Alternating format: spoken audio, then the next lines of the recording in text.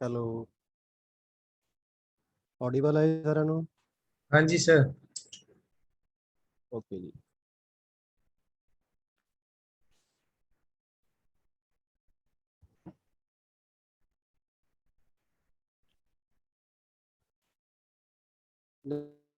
Students next ਆਪਾਂ ਅੱਜ ਆਪਾਂ ਟੌਪਿਕ ਕਰ ਕੱਲ ਆਪਣਾ ਥੋੜਾ ਰਹਿ ਗਿਆ ਸੀ ਸਕ੍ਰਿਪਲਿੰਗ ਕਰ ਰਹੇ ਸੀ ਆਪਾਂ, ਤੁਸੀਂ ਸ਼ਾਇਦ ਪੜਿਆ ਹੋਵੇ ਉਸ ਤੋਂ ਬਾਅਦ। ਸਕ੍ਰਿਬਲਿੰਗ ਤੁਹਾਡਾ ਜਿਹੜਾ ਪੁਆਇੰਟ ਹੈ ਤੁਹਾਨੂੰ ਪੇਪਰ ਦੇ ਵਿੱਚ ਆ ਸਕਦਾ ਹੈ, ਪਿਛਲੇ ਪੇਪਰਾਂ ਦੇ ਵਿੱਚ ਵੀ ਇੱਕ ਦੋ ਵਾਰੀ ਜਗ੍ਹਾ ਦਿਸਿਆ ਹੈ। ਮੇਨ ਜਿਵੇਂ ਤੁਹਾਨੂੰ ਕੱਲ ਪਹਿਲਾਂ ਦੱਸਿਆ ਸੀ, ਸਕ੍ਰਿਬਲਿੰਗ ਦਾ ਮਤਲਬ ਕੀ ਹੈ ਕਿ ਜਦੋਂ ਛੋਟਾ ਬੱਚਾ ਜਿਹੜਾ ਹੈ ਅਜੇ ਸਕੂਲ ਜਾਣਾ ਉਹਨੇ ਸ਼ੁਰੂ ਨਹੀਂ ਕੀਤਾ ਜਾਂ ਜਿਹਨੂੰ ਅਜੇ ਲਿਖਣ ਬਾਰੇ ਨਹੀਂ ਪਤਾ, ਤਾਂ ਉਹਦੇ ਹੱਥ 'ਚ ਆਪਾਂ ਜਦੋਂ ਪੈਨਸਿਲ ਜਾਂ ਪੈਨ ਆਪਾਂ ਦੇ ਦਿੰਦੇ ਹਾਂ ਤਾਂ ਉਂਗਲਾਂ ਨਾਲ, ਇੱਕ ਤਾਂ ਉਹਦੀ ਆਪਾਂ ਕੱਲ ਗੱਲ ਕਰ ਰਹੇ ਸੀ ਸੂਖਸ਼ਮ ਕਿਰਿਆਤਮਕ ਕੌਸ਼ਲ ਫਾਈਨ ਮੋਟਰ ਸਕਿੱਲਸ ਦੇ ਵਿੱਚ। ਤੇ ਜਦੋਂ ਅਸੀਂ ਗੱਲ ਕਰਦੇ ਕਿ ਉਂਗਲਾਂ ਦੇ ਨਾਲ ਬੱਚਾ ਕੋਈ ਆਪਣੇ ਕੰਮ ਕਰਨੇ ਸ਼ੁਰੂ ਕਰ ਦਿੰਦਾ, ਪਕੜਨਾ ਸ਼ੁਰੂ ਕਰ ਦਿੰਦਾ ਚੀਜ਼ਾਂ ਨੂੰ, ਤਾਂ ਉਹਦਾ ਕਿਹੜਾ ਵਿਕਾਸ ਹੋ ਰਿਹਾ ਹੁੰਦਾ ਹੈ? ਫਾਈਨ ਮੋਟਰ ਸਕਿੱਲ ਜਿਹੜੀਆਂ ਹੈਗੀਆਂ ਨੇ ਉਹਨਾਂ ਕੌਸ਼ਲਾਂ ਦਾ ਵਿਕਾਸ ਹੋ ਰਿਹਾ ਹੁੰਦਾ ਹੈ। ਤਾਂ ਬੱਚਾ ਕੀ ਕਰਦਾ ਹੈ ਕਿ ਆਪਾਂ ਉਹਦੇ ਅੱਗੇ ਕਾਗਜ਼ ਰੱਖ ਦਿੰਦੇ ਹਾਂ ਤਾਂ ਉਹ ਵੀ ਉਹਦਾ ਕੈਨਵਸ ਛੋਟਾ ਪੈ ਜਾਂਦਾ, ਕਿਉਂਕਿ ਉਹ ਗੋਲ ਘੁਮਾਉਂਦਾ ਉਹ ਕਾਗਜ਼ ਤੋਂ ਵੀ ਬਾਹਰ ਜਾਣ ਦੀ ਕੋਸ਼ਿਸ਼ ਕਰਦਾ ਹੈ। ਠੀਕ ਹੈ, ਆੜੀਆਂ ਤਿਰਛੀਆਂ ਲਾਈਨਾਂ ਲਗਾਉਂਦਾ ਹੈ। ਤਾਂ ਇਹ ਜਿਹੜਾ ਕੰਮ ਹੈ ਉਹਦੀ ਲਿਖਾਵਟ ਵਾਸਤੇ, ਲਿਖਾਈ ਦਾ ਬੇਸ ਬਣਦਾ ਹੈ। ਠੀਕ ਹੈ, ਇਹ ਜਿਹੜੀ ਲਿਖਾਈ ਕਰਦਾ ਹੈ ਆੜੀ ਟੇਢੀ, ਇਹਨੂੰ ਸਕ੍ਰਿਬਲਿੰਗ ਕਹਿੰਦੇ ਆ। ਤਾਂ ਹੌਲੀ ਹੌਲੀ ਆਪਾਂ ਬੱਚੇ ਦੇ ਹੱਥ ਵਿੱਚ ਜਿਹੜਾ ਚੌਕ ਹੈ, ਪੈਨਸਲ, ਰੰਗ ਇਹ ਫੜਾਉਣੇ ਸ਼ੁਰੂ ਕਰ ਦਿੰਦੇ ਆ, ਤਾਂ ਕਿ ਜਿਹੜਾ ਬੱਚਾ ਹੈ ਉਹਦਾ ਫਾਈਨ ਮੋਟਰ ਸਕਿੱਲ ਜਿਹੜੀਆਂ ਹੈਗੀਆਂ ਨੇ, ਸੂਖਸ਼ਮ ਕਿਰਿਆਤਮਕ ਕੌਸ਼ਲ ਜਿਹੜੇ ਨੇ ਉਹਨਾਂ ਦਾ ਵਿਕਾਸ ਹੋ ਸਕੇ। ਤਾਂ ਇਹਨੂੰ ਤੁਸੀਂ ਬਾਕੀ ਇਹਦੇ ਵਿੱਚ ਮੇਨ ਦੇਖੋ, ਜਦੋਂ ਬੱਚਾ ਹੱਥ ਦੇ ਨਾਲ ਉਂਗਲਾਂ ਨਾਲ ਕੋਈ ਚੀਜ਼ ਪਕੜ ਕੇ ਉਹਨੂੰ ਘੁਮਾਉਂਦਾ ਹੈ ਤਾਂ ਉਹਦੀਆਂ ਜਿਹੜੀ ਆਪਣੀ ਕਲਾਈ ਹੁੰਦੀ ਹੈ, ਕਲਾਈ ਦੀਆਂ ਜਿਹੜੀਆਂ ਮਾਸਪੇਸ਼ੀਆਂ ਨੇ ਉਹਨਾਂ ਦਾ ਵੀ ਵਿਕਾਸ ਹੁੰਦਾ। ਕਲਾਈ ਦਾ ਪ੍ਰਯੋਗ ਇਹ 'ਚ ਜ਼ਿਆਦਾ ਹੁੰਦਾ, ਕਲਾਈ ਦਾ ਪ੍ਰਯੋਗ ਕਰਨਾ ਆਰੰਭ ਕਰ ਦਿੰਦਾ ਹੈ। ਠੀਕ ਹੈ ਜੀ।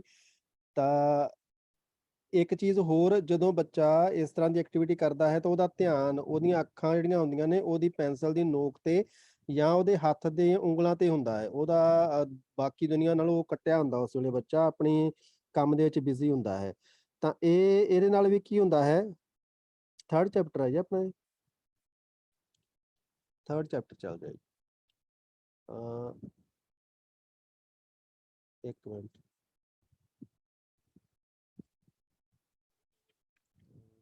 ਆਪਾਂ ਕਰ ਰਹੇ ਹਾਂ, ਹਾਂਜੀ ਥਰਡ ਚੈਪਟਰ ਕਰ ਰਹੇ ਆਪਾਂ। थर्ड चैप्टर ਦੇ ਵਿੱਚ ਆਪਣਾ ਪ੍ਰਸ਼ਨ ਹੈਗਾ ਸੀ 13 से 36 माह की अवधि में बच्चों में विकसित होने वाले सूक्ष्म क्रियात्मक कौशल। ठीक है, थर्ड चैप्टर है, थर्ड क्वेश्चन।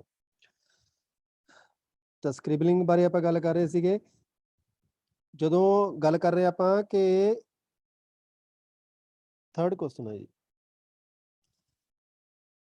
ਗੱਲ ਕਰ ਰਹੇ ਸੀ ਆਪਾਂ ਕਿ ਅੱਖਾਂ ਤੇ ਹੱਥਾਂ ਦਾ ਜਿਹੜਾ ਸਮਨਵੈ ਹੈ, ਸਮਨਵੈ ਮਤਲਬ ਤਾਲਮੇਲ, ਜਿਹੜੀਆਂ ਅੱਖਾਂ ਤੇ ਹੱਥਾਂ ਦੀ ਮਾਸਪੇਸ਼ੀਆਂ ਦਾ ਤਾਲਮੇਲ ਹੈ ਉਹ ਵੀ ਇਹਦੇ ਵਿੱਚ ਬੱਚੇ ਦਾ ਵਿਕਸਿਤ ਹੁੰਦਾ ਹੈ। ਤਾਂ ਇਹਨਾਂ ਪੁਆਇੰਟਾਂ ਨੂੰ ਤੁਸੀਂ ਹਾਈਲਾਈਟ ਕਰ ਸਕਦੇ ਹੋ। ਕੰਧੇ ਦਾ ਪ੍ਰਯੋਗ ਹੁੰਦਾ ਕਿਉਂਕਿ ਬੱਚੇ ਝੁੱਕ ਕੇ ਬੈਠਦੇ ਨੇ, ਕੰਧੇ ਦੀਆਂ ਮਾਸਪੇਸ਼ੀਆਂ ਦਾ ਵਿਕਾਸ ਹੁੰਦਾ ਹੈ। ਇਹ ਸੀ ਆਪਣਾ ਕੁਐਸਚਨ ਇੱਥੇ ਥਰਡ ਕੁਐਸਚਨ। ਉਸ ਤੋਂ ਬਾਅਦ ਜਿਹੜਾ ਆਪਾਂ ਅੱਗੇ ਕਰਨਾ ਹੈ ਉਹ ਆਪਾਂ ਕਰਾਂਗੇ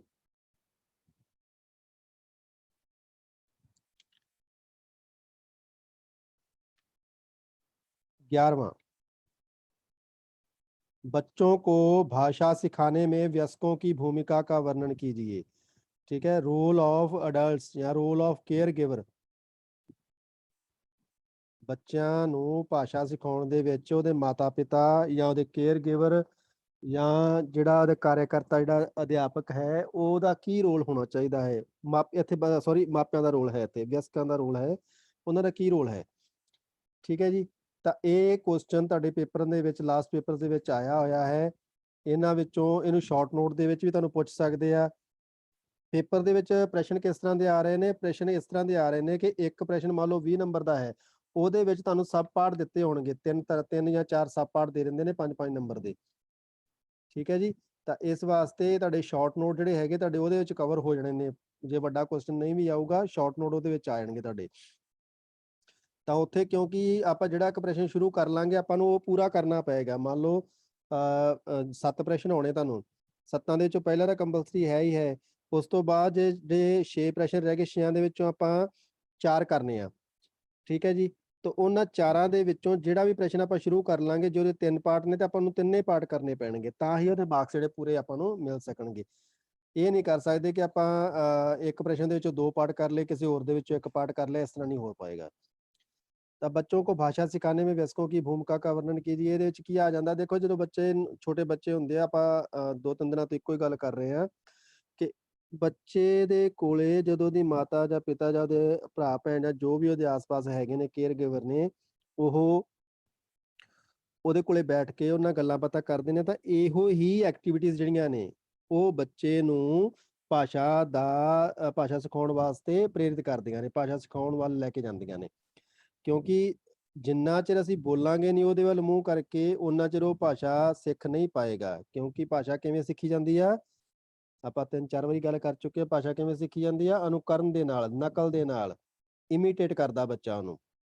ਠੀਕ ਹੈ, ਇਮੀਟੇਸ਼ਨ ਹੁੰਦੀ ਹੈ, ਨਕਲ ਹੁੰਦੀ ਹੈ, ਅਨੁਕਰਨ ਹੁੰਦਾ ਹੈ, ਦੁਹਰਾਓ ਹੁੰਦਾ ਹੈ। ਠੀਕ ਹੈ, ਇਮੀਟੇਸ਼ਨ ਹੋਣੀ ਚਾਹੀਦੀ ਆ। ਤਾਂ ਇਹ ਚੀਜ਼ ਤੁਸੀਂ ਧਿਆਨ ਦੇ ਵਿੱਚ ਰੱਖਣੀ। ਇਸੇ ਚੀਜ਼ ਨੂੰ ਤੁਸੀਂ ਆਪਣਾ ਜਿਹੜਾ ਹੈਗਾ ਪ੍ਰਭਾਵ ਦੇ ਕੇ ਪ੍ਰਸ਼ਨ ਦਾ ਉੱਤਰ ਬਣਾਓਗੇ ਕਿ ਜਦੋਂ ਅਸੀਂ ਬੱਚੇ ਨੂੰ ਮੰਨ ਲਓ ਤੁਸੀਂ ਗੋਦੀ 'ਚ ਖਿਲਾ ਰਹੇ ਹੋ, ਉਦੋਂ ਵੀ ਬੱਚੇ ਨਾਲ ਗੱਲ ਕਰਨ, ਛੋਟੀਆਂ-ਛੋਟੀਆਂ ਗੱਲਾਂ ਕਰ ਰਹੇ ਹੋ ਉਹਦੇ ਨਾਲ। ਠੀਕ ਹੈ, ਜਿਹੜੇ ਆਪਣੇ ਪ੍ਰੋਪਰ ਸ਼ਬਦ ਹੁੰਦੇ ਆ ਉਹਨਾਂ ਦੀ ਜਗ੍ਹਾ ਤੇ ਅਸੀਂ ਉਹਨਾਂ ਨੂੰ ਵਿਗਾੜ ਕੇ ਸ਼ਬਦ ਬੋਲਦੇ ਹਾਂ। ਆਪਾਂ ਜਿਵੇਂ ਛੋਟੇ ਖੇਲਣਾ ਨੂੰ ਖੇਲਣੇ, ਜਾਂ ਇਸ ਤਰ੍ਹਾਂ ਦੇ ਨਹਾਉਣ ਨੂੰ ਨਹਾਈ ਕਰਨਾ, ਜਾਂ ਇਸ ਤਰ੍ਹਾਂ ਦੇ ਸ਼ਬਦ ਬੋਲਦੇ ਹਾਂ। ਠੀਕ ਹੈ, ਤਾਂ ਇੱਥੇ ਕੀ ਹੁੰਦਾ ਕਿ ਅਸੀਂ ਇਹ ਨਹੀਂ ਹੁੰਦਾ ਕਿ ਅਸੀਂ ਬੱਚੇ ਨੂੰ ਉਹਦਾ ਸ਼ੁੱਧ ਉਚਾਰਨ ਸਿਖਾਉਣਾ ਹੁੰਦਾ, ਕਿਉਂਕਿ ਅਜੇ ਬੱਚੇ ਦੀ ਸਮਝ ਇੰਨੀ ਵਿਕਸਿਤ ਨਹੀਂ ਹੋਈ ਹੁੰਦੀ। ਪਰ ਉਹਦੀ ਜ਼ੁਬਾਨ ਜਿਹੜੀ ਹੈਗੀ ਆ, ਜਾਂ ਜਿਹੜਾ ਉਹਦਾ ਅਜੇ ਜਿੰਨਾ ਕੁ ਉਹਦਾ ਵਿਅਕਤੀਤਵ ਬਣਿਆ ਹੈ, ਉਹਦੇ ਵਾਸਤੇ ਉਹਨੂੰ ਛੋਟੇ-ਛੋਟੇ ਸ਼ਬਦ ਹੀ ਸਿਖਾਏ ਜਾ ਸਕਦੇ ਨੇ ਅਜੇ। ਠੀਕ ਹੈ, ਇਸ ਕਰਕੇ ਉਹਦੇ ਸਾਹਮਣੇ ਨਿੱਕੇ-ਨਿੱਕੇ ਸ਼ਬਦ ਅਸੀਂ ਬੋਲਦੇ ਹਾਂ, ਵੱਡੇ ਉਹਨੂੰ ਵਾਕ ਨਹੀਂ ਸਮਝ ਆਉਂਦੇ, ਨਿੱਕੇ-ਨਿੱਕੇ ਸ਼ਬਦਾਂ ਦੇ ਵਾਕ ਬਣਾ ਕੇ ਅਸੀਂ ਉਹਦੇ ਸਾਹਮਣੇ ਪੇਸ਼ ਕਰਦੇ ਹਾਂ। ਤਾਂ ਉਹਨਾਂ ਨੂੰ ਹੀ ਉਹਨਾਂ ਦਾ ਆਪਣੇ ਦਿਮਾਗ ਦੇ ਵਿੱਚ ਬਿਠਾਉਂਦਾ ਹੈ, ਤੇ ਇਸ ਤਰ੍ਹਾਂ ਉਹਦੀ ਭਾਸ਼ਾ ਦਾ ਜਿਹੜਾ ਵਿਕਾਸ ਹੋਣਾ ਸ਼ੁਰੂ ਹੁੰਦਾ ਹੈ। ਤਾਂ ਇੱਥੇ ਮੇਨ ਕੀ ਗੱਲ ਹੈਗੀ ਆ ਕਿ ਵਿਅਸਕਾਂ ਦੇ ਬਿਨਾਂ, ਜਿਹੜੇ ਉਹਦੇ ਅਡਲਟਸ ਨੇ, ਜਿਹੜੇ ਉਹਦੇ ਕੇਅਰ ਗਿਵਰ ਨੇ, ਜਿਹੜੇ ਉਹਦੇ ਮਾਂ-ਬਾਪ ਨੇ, ਉਹਨਾਂ ਤੋਂ ਬਿਨਾਂ ਬੱਚਾ ਭਾਸ਼ਾ ਨਹੀਂ ਸਿੱਖ ਸਕਦਾ। ਇਸ ਕਰਕੇ ਉਹਨਾਂ ਦਾ ਰੋਲ ਬਹੁਤ ਇੰਪੋਰਟੈਂਟ ਹੈ। ਨਾਰਮਲ ਪ੍ਰਸ਼ਨ ਹੈ, ਕੋਈ ਐਡਾ ਜ਼ਿਆਦਾ ਨਹੀਂ ਔਖਾ, ਕੋਈ ਇਹਦੇ 'ਚ ਬਹੁਤਾ ਡੂੰਘਾਈ ਵਾਲਾ ਨਹੀਂ ਹੈ ਸਿਸਟਮ ਜਿਹੜਾ ਆਪਣਾ ਸਮਝ ਵਿੱਚ ਨਾ ਆਵੇ। ਇਹ ਤੁਸੀਂ ਕਰਨਾ ਪ੍ਰਸ਼ਨ। ਉਸ ਤੋਂ ਬਾਅਦ ਅੱਗੇ ਕਰਨਾ ਜੀ ਆਪਾਂ 14th क्वेश्चन, 14वां। बच्चों में स्वायत्तता का विकास क्यों आवश्यक है? स्वायत्तता से आप क्या समझते हैं? ठीक है, स्वायत्तता शब्द का मतलब की है वो होंदी आटोनोमी। ठीक है, इंग्लिश पॉइंट तुम नोट कर लो, ये स्वायत्तता, आटोनोमी। डिफाइन आटोनोमी आ सकता तुहानू। हाँ जी, हाँ जी, क्लास सेंड होएगी तुहानू, रिकॉर्डिंग सेंड हो जाएगी। स्वायत्तता, आटोनोमी। ਆਟੋਨੋਮੀ ਤੁਹਾਨੂੰ ਮੈਂ ਜਿਹੜਾ ਮੇਨ ਜਿਹੜਾ ਕਨਸੈਪਟ ਹੈ ਤੁਹਾਨੂੰ ਉਹ ਸਮਝਾਉਂਗਾ। ਤੁਸੀਂ ਇਹਨੂੰ ਜਿਹੜੀ ਲੈਂਥ ਦੇ ਵਿੱਚ ਜੋ ਪੜ੍ਹਨਾ ਹੈ ਤੁਸੀਂ ਉਹਨੂੰ ਪੜ੍ਹ ਸਕਦੇ ਹੋ ਆਪ ਵੀ। ਸਵਾਇਤਤਾ ਦਾ ਮਤਲਬ ਕੀ ਹੈ ਕਿ ਬੱਚਾ ਜਿਹੜਾ ਹੈ ਉਹਦੇ ਵਿੱਚ ਆਟੋਨੋਮੀ ਹੁੰਦੀ ਆ, ਮਤਲਬ ਸਵਾਇਤਤਾ ਆ ਜਾਂਦੀ ਆ, ਮਤਲਬ ਉਹ ਆਪਣੇ ਆਪ ਨੂੰ ਸਮਝਣਾ ਸ਼ੁਰੂ ਕਰ ਦਿੰਦਾ ਹੈ। ਉਹ ਆਪਦੀ ਮਰਜ਼ੀ ਅਨੁਸਾਰ ਕੰਮ ਕਰਨੇ ਚਾਹੁੰਦਾ ਹੈ। ਹੁਣ ਇੱਥੇ ਅਸੀਂ ਕਿਹੜੇ ਬੱਚਿਆਂ ਦੀ ਗੱਲ ਕਰ ਰਹੇ ਹਾਂ? ਦੇਖੋ ਚੈਪਟਰ ਧਿਆਨ ਵਿੱਚ ਰੱਖੋ, ਚੈਪਟਰ ਆਪਣਾ ਕਿਹੜਾ ਚੱਲ ਰਿਹਾ? ਤੀਸਰਾ ਚੈਪਟਰ। ਆਪਾਂ ਕਿੰਨਾ ਬੱਚਿਆਂ ਬਾਰੇ ਗੱਲ ਕਰ ਰਹੇ ਹਾਂ ਇੱਥੇ? ਕਿਹੜੇ ਉਮਰ ਵਰਗ ਦੀ ਗੱਲ ਕੀਤੀ ਸੀ ਆਪਾਂ ਸ਼ੁਰੂ? 13 ਤੋਂ ਲੈ ਕੇ 36 ਮਹੀਨਿਆਂ ਦੇ। 13 ਤੋਂ ਲੈ ਕੇ 36 ਮਹੀਨਿਆਂ ਦੇ ਮਤਲਬ ਕੀ ਬਣ ਗਏ? 1 ਸਾਲ ਤੋਂ ਲੈ ਕੇ 3 ਸਾਲ ਦੇ ਬੱਚੇ। ਇਸ ਏਜ ਗਰੁੱਪ ਨੂੰ ਕੀ ਕਹਿੰਦੇ ਆ? ਇਸ ਏਜ ਗਰੁੱਪ ਨੂੰ ਕੀ ਕਹਿੰਦੇ ਆਪਾਂ? ਟੌਡਲਰ। ਹਾਂਜੀ, ਟੌਡਲਰ ਕਹਿੰਦੇ ਇਸ ਗਰੁੱਪ ਨੂੰ। ਤਾਂ ਉਹਨਾਂ ਬੱਚਿਆਂ ਬਾਰੇ ਗੱਲ ਕਰ ਰਹੇ ਹਾਂ ਅਸੀਂ। ਠੀਕ ਹੈ ਜੀ। ਇਸ ਉਮਰ ਦੇ ਵਿੱਚ ਤੁਸੀਂ ਧਿਆਨ ਦਿਓ, ਜਿਹੜੇ 1 ਤੋਂ ਲੈ ਕੇ 3 ਸਾਲ ਦੇ ਬੱਚੇ ਹੁੰਦੇ ਨੇ, ਉਹਨਾਂ ਵਿੱਚ ਨਹੀਂ ਕਹਿਣ ਦੀ ਆਦਤ ਬਹੁਤ ਜ਼ਿਆਦਾ ਹੁੰਦੀ ਹੈ। ਅਸੀਂ ਉਹਨਾਂ ਨੂੰ ਕੋਈ ਵੀ ਕੰਮ ਕਹਿੰਦੇ ਆ, ਕੋਈ ਵੀ ਆਪਦੀ ਮਰਜ਼ੀ ਨਾਲ ਉਹਨਾਂ ਨੂੰ ਖਾਣ ਪੀਣ ਵਾਸਤੇ ਕੋਈ ਚੀਜ਼ ਦਿੰਦੇ ਆ, ਕੋਈ ਤੁਸੀਂ ਬਾਉਲ 'ਚ ਕੋਈ ਚੀਜ਼ ਪਾ ਕੇ ਦਿੰਦੇ ਹੋ, ਤਾਂ ਉਹ ਉਹਨੂੰ ਖਾਣ ਤੋਂ ਇਨਕਾਰ ਕਰ ਦਿੰਦੇ ਨੇ। ਸਾਨੂੰ ਮਗਰ ਮਗਰ ਉਹਨਾਂ ਨੇ ਭੱਜਣਾ ਪੈਂਦਾ ਹੈ ਕੋਈ ਚੀਜ਼ ਖਵਾਉਣ ਵਾਸਤੇ, ਜੋ ਵੀ ਉਹਨਾਂ ਨੇ ਖਾਣਾ ਹੈ ਪੋਸ਼ਣ ਦੇਣ ਵਾਸਤੇ। ਪਰ ਉਹ ਬੱਚੇ ਆਪਦੀ ਮਰਜ਼ੀ ਨਾਲ ਖਾਣਾ ਖਾਂਦੇ ਨੇ। ਜੇ ਉਹਨਾਂ ਦਾ ਮਨ ਹੈ ਤਾਂ ਉਹ ਖਾਣਗੇ, ਅਦਰਵਾਈਜ਼ ਉਹ ਉਸਨੂੰ ਮਨਾ ਕਰ ਦਿੰਦੇ ਨੇ, ਨਕਾਰ ਦਿੰਦੇ ਨੇ ਉਸ ਚੀਜ਼ ਨੂੰ। ਠੀਕ ਹੈ। ਤੇ ਜਦੋਂ ਤੁਸੀਂ ਉਹੀ ਚੀਜ਼ ਉਹਦੇ ਕੋਲੇ ਰੱਖ ਕੇ ਆਪ ਪਾਸੇ ਹੋ ਜਾਓਗੇ, ਤੇ ਉਹ ਬੱਚੇ ਤੁਹਾਡੇ ਪਿੱਠ ਪਿੱਛੇ ਉਸੇ ਚੀਜ਼ ਨੂੰ ਚੱਕ ਕੇ ਖਾਣਾ ਵੀ ਸ਼ੁਰੂ ਕਰ ਦਿੰਦੇ ਨੇ। ਤਾਂ ਇਹਨਾਂ ਵਿੱਚ ਸਵਾਇਦਤਾ ਆ ਜਾਂਦੀ, ਆਟੋਨੋਮੀ ਆ ਜਾਂਦੀ, ਉਹਦੀ ਮਰਜ਼ੀ ਨਾਲ ਕੰਮ ਕਰਨਾ ਚਾਹੁੰਦੇ ਆ, ਦਬਾਅ ਹੇਠ ਨਹੀਂ। ਇਹ ਨਹੀਂ ਕਿ ਮਾਤਾ ਨੇ ਜਦੋਂ ਕਿਹਾ ਉਸੇ ਵੇਲੇ ਉਹ ਖਾਣਾ ਖਾ ਲੈਣਗੇ। ਜਦੋਂ ਉਹਨਾਂ ਨੂੰ ਚਾਹੇ ਆਪਾਂ ਇੱਥੇ ਕਈ ਬੱਚੇ ਅਪਵਾਦ ਹੋ ਸਕਦੇ ਨੇ। ਕਈ ਬੱਚੇ ਕੀ ਹੈਗੇ ਕਿ ਮੰਨ ਜਾਂਦੇ ਨੇ, ਉਹ ਮਾਤਾ ਪਿਆਰ ਨਾਲ ਬੁਲਾਵੇ ਜਾਂ ਗੁੱਸੇ ਨਾਲ ਬੁਲਾਵੇ, ਕਈ ਵਾਰੀ ਉਹ ਉਸ ਚੀਜ਼ ਨੂੰ ਮਹਿਸੂਸ ਕਰਕੇ ਰੁਕ ਵੀ ਜਾਂਦੇ ਨੇ, ਮੰਨ ਵੀ ਜਾਂਦੇ ਨੇ। ਪਰ ਬਹੁਤੀ ਵਾਰੀ ਕੀ ਹੁੰਦਾ ਕਿ ਤੁਸੀਂ ਇਹਨਾਂ ਵਿਵਹਾਰਾਂ ਦੇ ਨਾਲ ਵੀ ਬੱਚੇ ਨੂੰ ਮਨਾ ਨਹੀਂ ਸਕਦੇ। ਠੀਕ ਹੈ। ਉਹਦੀ ਮਰਜ਼ੀ ਦੇ ਨਾਲ ਆਪਦਾ ਵਿਵਹਾਰ ਕਰੇਗਾ, ਆਪਦੀ ਮਰਜ਼ੀ ਦੇ ਨਾਲ ਜਿਹੜੀ ਵੀ ਚੀਜ਼ ਤੁਸੀਂ ਪੇਸ਼ ਕੀਤੀ ਉਹਨੂੰ ਖਾਣਾ ਸ਼ੁਰੂ ਕਰੇਗਾ। ਠੀਕ ਹੈ ਜੀ। ਇੱਥੇ ਇੱਕ ਚੀਜ਼ ਹੋਰ ਧਿਆਨ ਦਿਓ ਕਿ 1 ਸਾਲ ਤੋਂ ਲੈ ਕੇ 3 ਸਾਲ ਦਾ ਬੱਚਾ, ਮੰਨ ਲਓ ਤੁਸੀਂ 1 ਸਾਲ ਦੇ ਬੱਚੇ ਨੂੰ ਕੋਈ ਖਿਡੌਣਾ ਲਿਆ ਕੇ ਦਿੰਦੇ ਹੋ, ਸਾਈਕਲ ਤੋਂ ਆਪਾਂ ਗੱਲ ਕਰਦੇ ਹਾਂ, ਟਰਾਈਸਾਈਕਲ ਜਿਹੜੇ ਹੁੰਦੇ ਨੇ, 3 ਪਹੀਆਂ ਵਾਲੇ ਸਾਈਕਲ ਨੇ, ਤੁਸੀਂ ਉਹਦੇ ਤੇ ਬਿਠਾਤਾ ਬੱਚੇ ਨੂੰ। ਆਪਾਂ ਕੀ ਸੋਚਦੇ ਹਾਂ ਕਿ ਬੱਚਾ ਡਿੱਗ ਨਾ ਪਵੇ। ਅਸੀਂ ਉਹਦੇ ਹੈਂਡਲ ਨੂੰ ਹੱਥ ਪਾ ਕੇ ਤੇ ਤੋਰਨ ਦੀ ਕੋਸ਼ਿਸ਼ ਕਰਦੇ ਹਾਂ, ਤਾਂ ਉਹ ਕੀ ਕਰੇਗਾ? ਕੀ ਐਕਸਪੈਕਟੇਸ਼ਨ ਨੇ ਤੁਹਾਡੀਆਂ? ਕੀ ਕਰੇਗਾ? ਉਹ ਤੁਹਾਡਾ ਹੱਥ ਪਿੱਛੇ ਕਰ ਦੇਗਾ। ਠੀਕ ਹੈ। ਤੁਸੀਂ ਉਹਦੀ ਪਿੱਠ ਪਿੱਛੇ ਹੱਥ ਲਾਓਗੇ, ਉਹ ਉੱਥੋਂ ਵੀ ਹੱਥ ਪਿੱਛੇ ਕਰ ਦੇ। ਉਹਦੀ ਕੋਸ਼ਿਸ਼ ਕੀ ਹੋਏਗਾ ਕਿ ਉਹ ਉਸ ਸਾਈਕਲ ਨੂੰ ਆਪ ਚਲਾਏਗਾ, ਆਪ ਉਹ ਕੰਮ ਕਰੇਗਾ। ਠੀਕ ਹੈ। ਤੁਸੀਂ ਬੱਚਾ ਜਿਹੜਾ ਹੈਗਾ ਉਹ ਹੁਣ 1 ਸਾਲ ਦਾ ਹੋ ਗਿਆ, ਉਹ ਤੁਰਨ ਲੱਗ ਪਿਆ। ਠੀਕ ਹੈ। 1 ਸਾਲ ਦੇ ਬੱਚੇ ਆਮ ਤੌਰ ਤੇ ਤੁਰਨ ਲੱਗ ਜਾਂਦੇ ਨੇ। ਠੀਕ ਹੈ। ਸੈਲਫ ਰਾਈਡ ਦੀ ਕੋਸ਼ਿਸ਼ ਕਰੇਗਾ। ਤਾਂ ਬੱਚਾ ਕੀ ਕਰਦਾ ਹੈ ਕਿ ਉਹ ਤੁਹਾਡੇ ਹੱਥ ਨੂੰ ਪਿੱਛੇ ਕਰਦਾ ਹੈ। ਤੁਸੀਂ ਹੁਣ ਬੱਚਾ ਖੜਾ ਹੋਣਾ ਸ਼ੁਰੂ ਹੋ ਗਿਆ, ਤੁਰਨ ਲੱਗ ਪਿਆ ਲਗਭਗ। ਤਾਂ ਹੁਣ ਉਹ ਬੈੱਡ ਤੇ ਵੀ ਆਪ ਚੜ੍ਹਨ ਦੀ ਕੋਸ਼ਿਸ਼ ਕਰੇਗਾ। ਤੁਸੀਂ ਹੱਥ ਲਾਓਗੇ ਤਾਂ ਤੁਹਾਨੂੰ ਹੱਥ ਨੂੰ ਪਿੱਛੇ ਕਰ ਦੇਵੇਗਾ। ਠੀਕ ਹੈ। ਆਪ ਚੜ੍ਹਨ ਦੀ ਕੋਸ਼ਿਸ਼ ਕਰੇਗਾ, ਕੁਰਸੀ ਤੇ ਚੜ੍ਹਨ ਦੀ ਕੋਸ਼ਿਸ਼ ਕਰੇਗਾ। ਤੁਸੀਂ ਹੱਥ ਪਾਓਗੇ ਤੁਹਾਨੂੰ ਰੋਕੇਗਾ। ਤੇ ਹਰ ਕੰਮ ਕੀ ਹੈਗਾ ਕਿ ਬੱਚਾ ਚਾਹੁੰਦਾ ਕਿ ਉਹ ਆਪਣੇ ਆਪ ਕਰੇ, ਜਦੋਂ ਉਹਦੀ ਮਰਜ਼ੀ ਆ ਉਦੋਂ ਕਰੇ। ਇਹ ਹੁੰਦਾ ਜੀ ਸਵਾਇਤਤਾ। ਹੈਲੋ।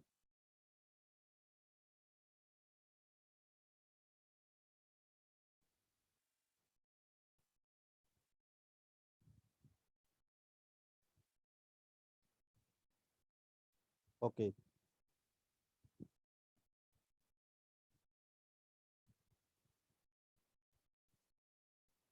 ਹਾਂਜੀ, ਸੈਲਫ ਡਿਪੈਂਡੈਂਟ ਕਹਿ ਸਕਦੇ ਹੋ, ਬਟ ਇੱਥੇ ਕੀ ਆ, ਤੁਸੀਂ ਇਹਨੂੰ ਨਾ ਹੰਕਾਰ ਦੇ ਤਰੀਕੇ ਨਾਲ ਸੋਚੋ। ਮਤਲਬ ਕਿ ਬੱਚਾ ਆਪਣੇ ਆਪ ਨੂੰ ਐ ਮੰਨ ਰਿਹਾ ਕਿ ਮੈਂ ਸਾਰਾ ਕੁਝ ਕਰ ਸਕਦਾ ਤੇ ਮੈਂ ਆਪਦੀ ਮਰਜ਼ੀ ਨਾਲ ਕਰੂੰਗਾ। ਦੇਖੋ ਇੱਥੇ ਇੱਕ ਚੀਜ਼ ਹੁੰਦੀ ਆ ਕਿ ਹਾਂ ਵੀ ਉਹ ਆਪਣੇ ਆਪ ਨੂੰ ਆਪਦੇ ਪੈਰਾਂ ਤੇ ਖੜਾ ਕਰਨ ਦੀ ਕੋਸ਼ਿਸ਼ ਕਰਦਾ, ਪਰ ਉਹ ਇੱਕ ਅਲੱਗ ਚੀਜ਼ ਹੈ। ਠੀਕ ਹੈ। ਇੱਥੇ ਹਾਂ ਈਗੋਸੈਂਟਰਿਜ਼ਮ ਜਿਹੜਾ ਹੈਗਾ ਉਹ ਵੀ ਸ਼ਬਦ ਇੱਥੇ ਨਾਲ ਆਉਂਦਾ। ਕਈ ਵਾਰੀ ਈਗੋਸੈਂਟਰਿਜ਼ਮ ਨੂੰ ਲਿਖ ਦਿੰਦੇ ਆ, ਈਗੋਸੈਂਟਰਿਕ, ਈਗੋਸੈਂਟਰਿਜ਼ਮ। ਤੇ ਗੱਲ ਕੀ ਹੋ ਰਹੀ ਹੈ? ਗੱਲ ਉੱਥੇ ਬੱਚੇ ਦੀ ਹੋ ਰਹੀ ਈਗੋ ਦੀ। ਉਹ ਚਾਹੁੰਦਾ ਕਿ ਮੈਂ ਆਪ ਆਪਦਾ ਕੰਮ ਆਪ ਕਰਾਂ। ਠੀਕ ਹੈ। ਜਿਵੇਂ ਆਪਣੇ ਵਿੱਚ ਵੀ ਇਹ ਚੀਜ਼ ਹੁੰਦੀ ਆ, ਪਰ ਬੱਚਿਆਂ ਦੇ ਵਿੱਚ ਇਹ ਚੀਜ਼ ਬਹੁਤ ਜ਼ਿਆਦਾ ਤੀਵਰਤਾ ਵਾਲੀ ਹੁੰਦੀ ਹੈ। ਤੁਸੀਂ ਕਿਸੇ ਵੀ ਕੋਈ ਕੰਮ ਕਰ ਰਿਹਾ ਬੱਚਾ, ਅਗਰ ਉਹਨੂੰ ਤੁਸੀਂ ਰੋਕੋਗੇ, ਉਹ ਸਗੋਂ ਉਸਨੂੰ ਉਹ ਕਰਨਾ ਜ਼ਿਆਦਾ ਪਸੰਦ ਕਰੇਗਾ, ਜ਼ਿਆਦਾ ਕਰੇਗਾ ਉਸ ਕੰਮ ਨੂੰ। ਤੇ ਜਿਹੜਾ ਤੁਸੀਂ ਕਹੋਗੇ ਕਰੋ, ਉਸ ਚੀਜ਼ ਤੋਂ ਉਹ ਹਟ ਜਾਏਗਾ, ਰੁਕ ਜਾਏਗਾ। ਤਾਂ ਇਹਨੂੰ ਤੁਸੀਂ ਅੱਗੇ ਪੜ੍ਹ ਲੈਣਾ। ਅਗਰ ਕੋਈ ਚੀਜ਼ ਤੁਹਾਨੂੰ ਨਾ ਕਨਸੈਪਟ ਕਿਤੇ ਹੋਰ ਵੀ ਨਾ ਕਲੀਅਰ ਹੋਵੇ, ਵੈਸੇ ਮੋਟੇ ਤੌਰ ਤੇ ਤੁਸੀਂ ਇਹ ਚੀਜ਼ ਧਿਆਨ 'ਚ ਰੱਖਣੀ ਆ ਕਿ ਬੱਚਾ ਹਰ ਇੱਕ ਕੰਮ ਨੂੰ ਆਪਦੀ ਮਰਜ਼ੀ ਅਨੁਸਾਰ ਕਰਨਾ ਚਾਹੁੰਦਾ ਹੈ। ਠੀਕ ਹੈ ਜੀ। ਤੇ ਉਸ ਤੋਂ ਬਾਅਦ ਅਗਲਾ ਆਪਣੇ ਕੋਲੇ है 15वां प्रश्न। प्रथम वर्ष के बाद बच्चों के लोगों के साथ संबंधों के विकास पर एक लेख लिखिए। यहाँ परोपकारिता और समानुभूति शब्दों का अर्थ स्पष्ट कीजिए। ਠੀਕ ਹੈ ਜੀ। ਇਹ ਦੋ ਸ਼ਬਦ ਹੈਗੇ ਨੇ, ਤੁਹਾਨੂੰ ਉਵੇਂ ਮੈਂ ਗੱਲ ਕਰ ਰਿਹਾ ਕਿ ਇਹ ਤੁਹਾਨੂੰ ਸ਼ਾਰਟ ਨੋਟ ਵੀ ਆ ਸਕਦਾ ਕਿਸੇ ਇੱਕ ਤੇ, ਜਾਂ ਦੋਨਾਂ ਤੇ ਵੀ ਆ ਸਕਦਾ, ਦੋਨਾਂ ਬਾਰੇ ਵੀ ਪੁੱਛਿਆ ਜਾ ਸਕਦਾ ਕਿ ਪਰਉਪਕਾਰਿਤਾ ਔਰ ਸਮਾਨਾਨੁਭੂਤੀ ਇਹਨੂੰ ਕੀ ਕਹਿੰਦੇ ਆ। ਠੀਕ ਹੈ ਜੀ। ਆਪਾਂ ਇਹਨਾਂ ਦੋਨਾਂ ਬਾਰੇ ਗੱਲ ਕਰਾਂਗੇ। ਪਰਉਪਕਾਰਿਤਾ ਬਾਰੇ ਜਿਵੇਂ ਤੁਸੀਂ ਜਾਣਦੇ ਹੋ, ਪਰਉਪਕਾਰਿਤਾ ਕੀ ਹੁੰਦੀ ਹੈ? ਕਿਸੇ ਦਾ ਭਲਾ ਕਰਨ ਦੀ ਕੋਸ਼ਿਸ਼ ਕਰਨਾ। ਠੀਕ ਹੈ, ਜਿਵੇਂ ਆਪਾਂ ਇਹਨੂੰ ਮੰਨਦੇ ਹਾਂ ਕਿ ਇਹ ਆਪਣਾ ਨੈਤਿਕ ਮੁੱਲ ਹੈ, ਨੈਤਿਕ ਮੁੱਲਿਆਂ ਦੇ ਵਿੱਚ ਆਉਂਦੀ ਚੀਜ਼ ਪਰਉਪਕਾਰਿਤਾ। ਕਿ ਬੱਚਿਆਂ ਦੇ ਵਿੱਚ ਆਪਾਂ ਮੰਨਦੇ ਹਾਂ ਕਿ ਪਰਉਪਕਾਰਿਤਾ ਹੋਣੀ ਚਾਹੀਦੀ ਹੈ, ਦੂਸਰੇ ਦਾ ਭਲਾ ਕਰਨ ਦੀ ਪ੍ਰਵਿਰਤੀ ਹੋਣੀ ਚਾਹੀਦੀ ਹੈ।